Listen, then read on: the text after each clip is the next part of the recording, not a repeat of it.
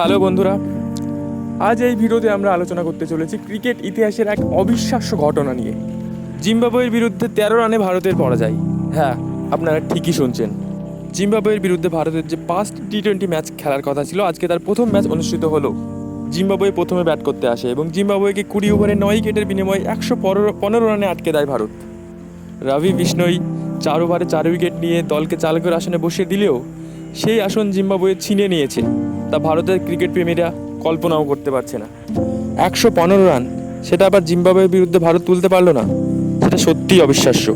কিন্তু ভাই, এটা ক্রিকেট, এখানে সব কিছুই সম্ভব। ভারত ব্যাটিংয়ে এসে যেভাবে দাঁড়াতেই পারলো না ঠিকমতো। শুভমান গিল, দলের ক্যাপ্টেন, 29 বলে 31 রান করে কিছুটা দলকে নিঃশ্বাস দিলেও বাকিরা ডবল অঙ্কের সংখ্যা পর্যন্ত পৌঁছতে পারলো না। শেষের দিকে ওয়াশিংটন সুন্দর কিছুটা হাল ধরলেও 34 বলে 27 রান করলেও শেষমেশ 19.1 ওভারে অল উইকেট হয়ে যায় ভারত। তো বন্ধুরা, ক্রিকেটে হার জিত থাকতেই পারে, ঠিকঠাক কী কারণে ভারত হারলো সেটা নিয়ে পর্যালোচনা করা উচিত এবং পরবর্তীতে ম্যাচ যাতে ভালোভাবে জিতে আসতে পারুক সেটাই উচিত ভারতের। তো বন্ধুরা, ভিডিওটা এখানেই শেষ করছি। ভালো থেকো, সুস্থ থেকো, ধন্যবাদ।